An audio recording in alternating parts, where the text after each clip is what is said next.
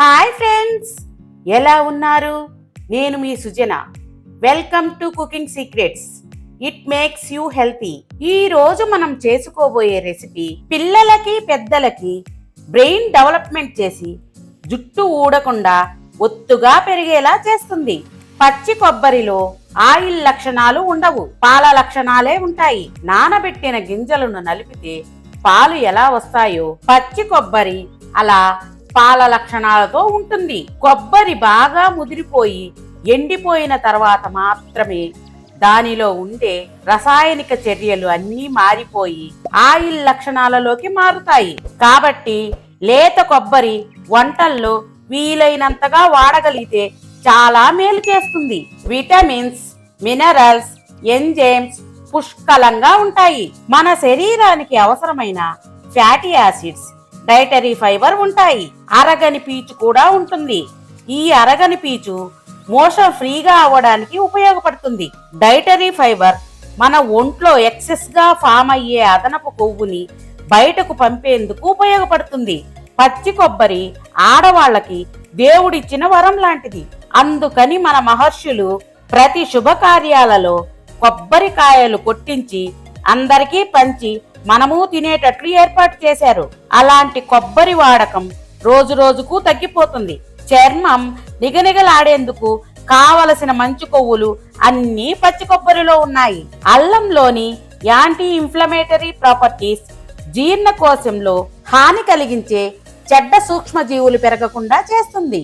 జింజరాల్ అనే కెమికల్ ఆహార పదార్థాలు త్వరగా జీర్ణమయ్యి త్వరగా పొట్ట నుంచి ఖాళీ అవడానికి, గ్యాస్ రాకుండా ఉండడానికి ఈ అల్లంలో ఉండే కెమికల్స్ బాగా ఉపయోగపడతాయి. కావలసిన పదార్థాలు: పచ్చి కొబ్బరి 250 గ్రాములు, ఒక టెంకాయ, మీడియం సైజు టెంకాయ కంటే కొంచెం పెద్దది. మన ఇంట్లో పూజలు చేసి టెంకాయ కొడతాము కదండి, ఆ టెంకాయలనైనా ఈ పచ్చడికి ఉపయోగించుకోవచ్చు.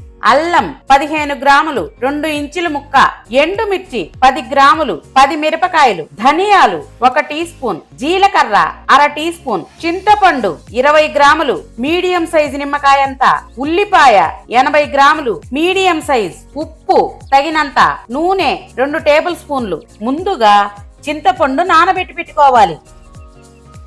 స్టవ్ వెలిగించి బాండీ పెట్టి నూనె వేసి కాగాక ధనియాలు, జీలకర్ర, ఎండు మిరపకాయలు వేసి చిన్న మంట మీద వేయించాలి.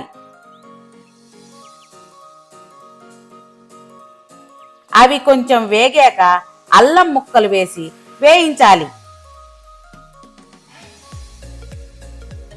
అవి లైట్ గా వేగాక పచ్చి కొబ్బరి ముక్కలు వేసి 1 నిమిషం వేగనిచ్చి స్టవ్ ఆపేయాలి. పచ్చి కొబ్బరి ఎక్కువసేపు వేగనవసరం లేదు. వాటిని చల్లారబెట్టుకోవాలి. మిక్సీ జార్ తీసుకుని రాళ్ల ఉప్పు వేసి చింతపండులో గింజలు ఏమైనా ఉంటే తీసివేసి ఆ నీళ్లతో సహా వేసి వేయించి చల్లారబెట్టుకున్న వాటన్నింటినీ అందులో వేసి మిక్సీ పట్టాలి. స్పూన్తో బాగా కలిపి తగినన్ని నీళ్లు పోసి మెత్తగా మిక్సీ పట్టాలి. ఈ పచ్చడి మరీ మెత్తగా సాదులా అవ్వకూడదు, అలాగని మరీ చెత్త చెత్తగా ఉండకూడదు, పలుచగా కూడా అవ్వకూడదు. బాగా మెదిగాక ఉప్పు సెట్ చేసుకోవాలి.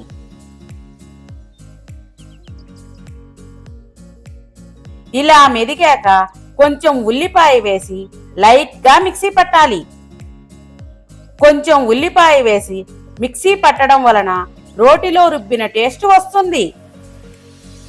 తరువాత మిగిలిన ఉల్లిపాయలు మొత్తం పచ్చడిలో వేసి బాగా కలపాలి. అంతే. కమ్మని వాసనతో ఎప్పుడెప్పుడు అన్నం వేసుకుని తిందామా అని మనసులాగే పచ్చి కొబ్బరి అల్లం పచ్చడి రెడీ. ఇక సర్వింగ్ బౌల్ తీసుకుని సర్వ్ చేసుకోవడమే. ఈ పచ్చడి వేడి వేడి అన్నంలోకి కానీ, ఇడ్లీల్లోకి కానీ, దోశల్లోకి కానీ, చపాతీల్లోకి కూడా ఎక్సలెంట్ కాంబినేషన్ అండి.